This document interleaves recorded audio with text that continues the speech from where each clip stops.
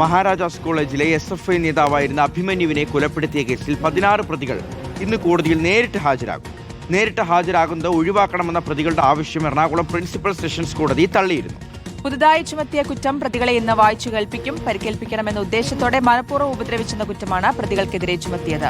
സജോ ദേവസ്യയിലേക്ക് പോവുകയാണ് വിവരങ്ങൾക്കായി. സജോ, ഈ മാധ്യമങ്ങളിൽ ചിത്രം വരുമെന്ന് പറഞ്ഞാണ് ഇവരാവശ്യപ്പെട്ടിരുന്നത് ഈ നേരിട്ട് ഹാജരാകുന്നതിൽ നിന്ന്. അത് 2 തവണയും ആ കാരണമാണ് ചൂണ്ടിക്കാട്ടിയിരുന്നത്. പക്ഷെ അങ്ങനെ കഴിയില്ല എന്നുള്ളത് കോടതി ചൂണ്ടിക്കാട്ടുമ്പോൾ ഇന്നിപ്പോൾ എന്തായാലും 16 പ്രതികളും കോടതിയിൽ ഹാജരാകും. ഇന്ന് എന്തൊക്കെയായിരിക്കും കോടതിയിലെ മറ്റ് നടപടിക്രമങ്ങൾ?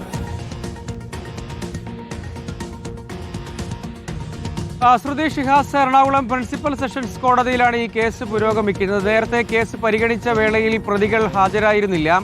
അത് പ്രോസിക്യൂഷൻ ശക്തമായി എതിർത്തു. അതുകൂടാതെ ഇക്കാര്യത്തിൽ അഭിമന്യുവിന്റെ കുടുംബമടക്കം വിമർശനം ഉന്നയിച്ചിരുന്നു. പക്ഷേ പ്രതിഭാഗം പ്രധാനമായും പറഞ്ഞത് സ്വകാര്യതയെ ബാധിക്കുന്നു, മാധ്യമങ്ങൾ ദൃശ്യങ്ങൾ ചിത്രീകരിക്കുന്നു എന്നടക്കമുള്ള കാരണങ്ങളാണ് കോടതിയെ ബോധ്യപ്പെടുത്താൻ ശ്രമിച്ചത്. പക്ഷേ കോടതിയും ഇക്കാര്യം അംഗീകരിച്ചില്ല. ഇന്ന് കോടതിയിൽ ഹാജരാകണം എന്ന നിർദ്ദേശമാണ് മുന്നോട്ട് വച്ചിരിക്കുന്നത്. സ്വാഭാവികമായി ഇക്കാര്യത്തിൽ അവധി അപേക്ഷ ഇനി പ്രായോഗികമാകാൻ ഇടയില്ല എന്നാണ് ഒരു പ്രധാനപ്പെട്ട കാര്യം. അപ്പോൾ പ്രതികളെ പുതുതായി ചുമത്തിയ കുറ്റം വായിച്ചു കേൾപ്പിക്കും. അതായത് ഈ കേസിൽ ഏതെങ്കിലും നിലയ്ക്ക് ചാർജുകൾ തിരിച്ചടിയാവരുത് എന്ന ആവശ്യം അഭിമന്യുവിന്റെ കുടുംബമടക്കം മുന്നോട്ട് വച്ചിരുന്നു. അതുകൊണ്ടാണ് ഒരു ചാർജ് കൂടി ചുമത്തിയത്. അത് വളരെ പ്രധാനമാണ്. അതായത് പരിക്കേൽപ്പിക്കണമെന്ന ഉദ്ദേശത്തോടു കൂടി ആക്രമിച്ചു എന്നത്, അതായത് ഈ കേസിന്റെ വിചാരണാ വേളയിൽ ഏതെങ്കിലും തരത്തിൽ ചാർജുകൾ തിരിച്ചടിയാകുന്നൊരു നിലയുണ്ടാകരുത് എന്നതാണ് ഈ കേസിനെ സംബന്ധിച്ച് നേരത്തെ ഉയർന്ന ശക്തമായ ആവശ്യം.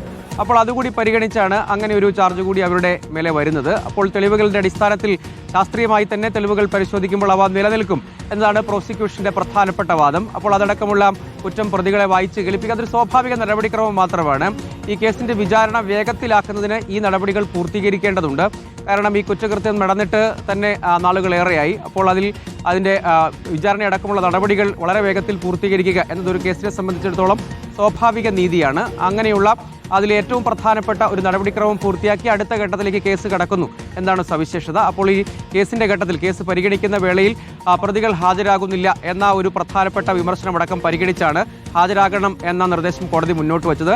പ്രതിഭാഗത്തിന്റെ ആവശ്യം ഏതായാലും കോടതി തള്ളിയിരിക്കുകയാണ്. അപ്പോൾ ഇന്ന് 16 പ്രതികളും കോടതിയിൽ ഹാജരാകാൻ തന്നെയാണ് സാധ്യത.